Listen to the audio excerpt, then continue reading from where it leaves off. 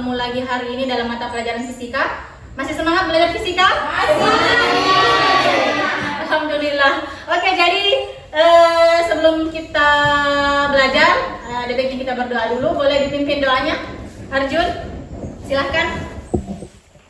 Sebelum memulai belajar pada pagi hari ini, marilah kita berdoa masing-masing. Doa dimulai.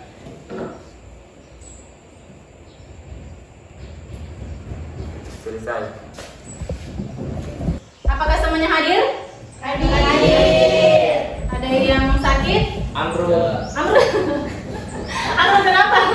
Sakit, Bu. Oh, sakit. Oke, baiklah. Di atas ada sebuah poster tentang house rules musim panas dari Rans Entertainment. Jadi sengaja dia pasang ternyata beberapa aturan-aturan terpenting dalam kantornya. Apa alasan atau ada apa sehingga ada poster seperti ini? Karena musim panas. Karena apa? Karena musimnya. Musimnya? Musim panas. Musim panas. Jadi sekarang itu sudah masuk musim-musim musim suhu yang sangat tinggi, sehingga muncullah aturan-aturan yang perlu diterapkan. Yang pertama, gunakan deodoran supaya apa? Tidak bau. Supaya tidak bau. Terus apa lagi? Gunakan sunscreen karena supaya terlindungi dari sinar UV atau sinar matahari. Pakaian yang nyaman, gunanya untuk supaya tidak cepat gerah. Jadi kita juga nyaman menggunakan pakaian. Apalagi parfum supaya wangi. Jelas parfum mewangikan. Dan selanjutnya apa? Memakai sepatu supaya apa? Tidak belang lagi. Supaya kakinya tidak belang-belang. Oke, jadi itu tadi pengantar untuk pembelajaran kita hari ini yang berhubungan dengan materi kita hari ini, yaitu tentang pemanasan global. Nah, bagaimana itu pemanasan global? Nanti kita lanjutkan di pembelajaran selanjutnya. Ada beberapa tujuan pembelajaran yang harus dicapai pada pertemuan hari ini. Nah, yang pertama, setelah kegiatan membaca literatur, peserta didik dapat menjelaskan definisi pemanasan global dengan benar. Selanjutnya, setelah kegiatan membaca literatur, peserta didik dapat menjelaskan fenomena efek rumah kaca dengan benar. Yang ketiga, setelah kegiatan membaca literatur, peserta didik dapat menyebutkan faktor-faktor yang penyebab terjadinya pemanasan global dengan benar. Kemudian yang terakhir, setelah kegiatan membaca literatur, peserta didik dapat menganalisis faktor-faktor yang terjadi yang mengakibatkan pemanasan global dengan benar. Kemudian langkah-langkah pembelajaran. Adapun langkah-langkah pembelajaran yang akan kita lakukan hari ini, yang pertama orientasi masalah, selanjutnya mengorganisasi, selanjutnya melakukan penyelidikan, selanjutnya mengembangkan dan menyajikan data, dan yang terakhir menganalisis dan mengevaluasi. Selanjutnya kita masuk ke tahapan yang pertama, yaitu orientasi masalah. Nah, di atas Ibu sudah mempunyai sebuah gambar. Kira-kira gambar apa di atas? Atau gambar apa?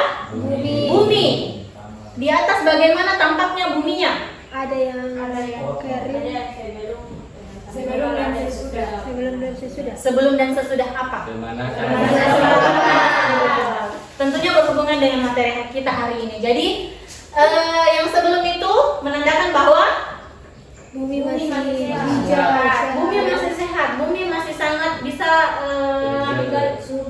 masih sangat subur, masih sejuk, masih banyak hijau-hijaunya, masih banyak biru-birunya. Yang sebelahnya lagi gambar apa? Panas. Sudah mau kiamat, berarti ciri-ciri mau kiamat. Jadi yang sebelahnya sudah mendapat dampak yang sangat besar akibat adanya pemanasan global. Jadi intinya permasalahan yang dialami sekarang itu apa? Kalau dari topik di atas dan bacaan di atas itu apa? Topik dan gambar. perubahan. Perubahan. Jadi masalah yang harus kita selesaikan atau yang mau kita cari solusi solusinya di sini adalah perubahan iklim. Oke, selanjutnya Ibu akan membagi kelompok untuk melakukan diskusi. Silakan duduk berdasarkan teman kelompoknya. Baca dulu.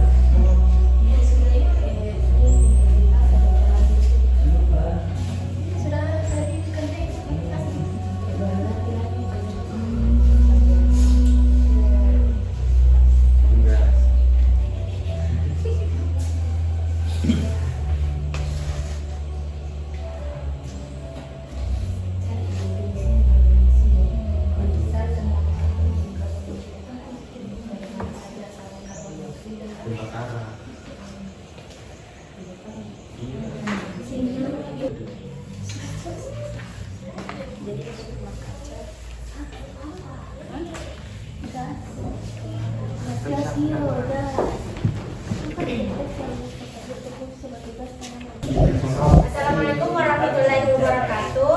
Waalaikumsalam warahmatullahi wabarakatuh. Kami dari kelompok 2 ingin membacakan hasil diskusi kami yang akan dibacakan oleh saudara Ahmad Al-Fisari. Jadi saya akan membacakan hasil diskusi kami. Pertama itu jelaskan penyebab terjadinya permasalahan tersebut. Permasalahan yang ditemukan dari bacaan yaitu perubahan iklim yang ekstrim. Penyebab terjadinya yaitu disebabkan oleh manusia seperti polusi udara, pembakaran hutan, dan lain-lain.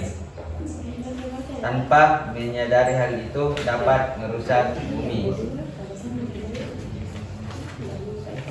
Yang kedua yaitu cari dan bacalah berbagai sumber terdepan, kemudian jelaskan definisi efek rumah kaca. Efek rumah kaca adalah kumpulan gas yang berkumpul dari aktivitas manusia. Gas ini berfungsi untuk memantulkan dan menyerap sinar matahari dan menjaga suhu bumi agar tetap hangat. Yang ketiga, dari mana sumber penghasilan gas rumah kaca tersebut? Jadi jawabannya itu dihasilkan dari penggunaan transportasi, berasal dari limbah industri peternakan, berasal dari limbah industri pertanian, berasal dari limbah rumah tangga, berasal dari gas energi pembangkit listrik. Yang keempat, itu jelaskan penyebab kenaikan suhu di bumi. Kenaikan suhu di bumi disebabkan oleh penebangan pohon dan tidak ada penghijauan. Yang kedua, menumpuknya gas-gas di atmosfer. Yang ketiga, menggunakan transportasi secara berlebihan. Yang keempat, mencernya es di kutub. Yang kelima, pencemaran di laut. Jadi itulah tadi hasil diskusi kami. Ada pertanyaan dari kelompok lain? Baik, saya ingin memberikan pertanyaan kepada kelompok 1. Untuk pertanyaan saya adalah, kenapa pencairan es di kutub mempengaruhi kenaikan suhu di bumi? Baik, terima kasih. Menarik. Jika es di kutub mencair, maka es yang sebenarnya bagian putih es gas itu sebenarnya berfungsi untuk memantulkan sinar matahari yang masuk ke dalam bumi. Jika es di kutub banyak mencair, maka tidak akan terjadi pemantulan sinar matahari dari sinar matahari dari bumi ke luar bumi, sehingga panas bumi akan semakin meningkat. Jelas ya jawabannya? Jelas. Oke. Ya, itulah tadi hasil diskusi kami. Terima kasih sudah menjawab.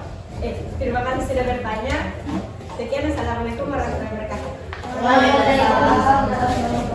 Beri tepuk tangan yang meriah dulu untuk teman-teman. Berdasarkan tadi diskusi dari masing-masing kelompok, berdasarkan pemaparan dari masing-masing kelompok, ada yang bisa mengambil kesimpulan tentang pembelajaran kita hari ini? Jadi pertama dulu rumah kaca itu adalah kumpulan gas di permukaan, kumpulan gas yang berkumpul di atmosfer bumi, di mana berfungsi untuk di mana memantulkan matahari atau menyerap dan memantulkan matahari, yang berfungsi untuk menghangatkan suhu bumi. Beri tepuk tangan dulu yang manfaat pembelajaran atau manfaat mempelajari efek rumah kaca. Ada yang bisa memberikan pendapatnya tentang manfaat pembelajaran kita hari ini? Sedikit silakan. Oke.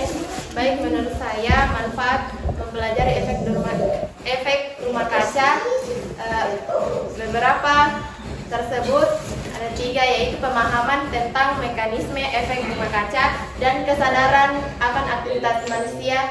Nah, kesadaran akan aktivitas manusia seperti pembakaran bahan bakar dan berkontribusi secara signifikan terhadap peningkatan konsentrasi gas rumah kaca di atmosfer. Baik, itu saja yang dapat saya berikan penjelasan tentang manfaat efek rumah kaca. Oke. Bertepuk tangan yang meriah untuk kita.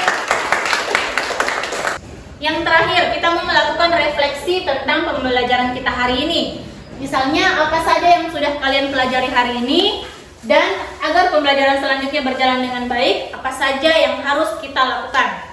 Ada yang berpendapat? Hal yang sudah dipelajari hari ini yaitu kita dapat mengetahui apa itu pemanasan global, efek rumah kaca, penyebabnya pemanasan global, manfaatnya mempelajari pemanasan global, dan kita juga dapat memahami bentuk kerjasama kelompok. Dan hal yang sudah dipelajari hari ini yaitu mendengarkan baik-baik pendapat yang dipaparkan oleh teman agar bisa diingat dengan baik dan benar. Oke. Bertepuk tangan yang meriah untuk berdasarkan dari kesimpulan-kesimpulan materi yang telah dipelajari tentang efek rumah kaca dan faktor-faktor penyebab terjadinya pemanasan global. Kemudian ada juga refleksi tentang pembelajaran, bagaimana kita berdiskusi, bagaimana kita memberikan ide-ide, bagaimana kita menyatukan ide-ide dalam satu kelompok. Oke? Saya rasa sudah cukup untuk pembelajaran kita hari ini. Tapi sebelumnya ada baiknya kita berdoa dulu sebelum kita pulang. Silahkan dipimpin doanya, Arjun.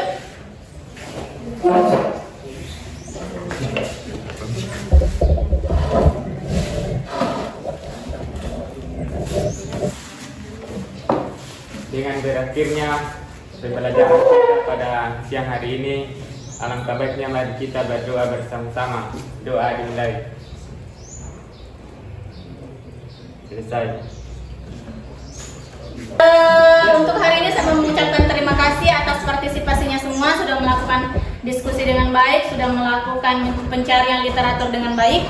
Saya akhiri dengan ucapan wabillahi taufiq wal hidayah. Wassalamualaikum warahmatullahi wabarakatuh.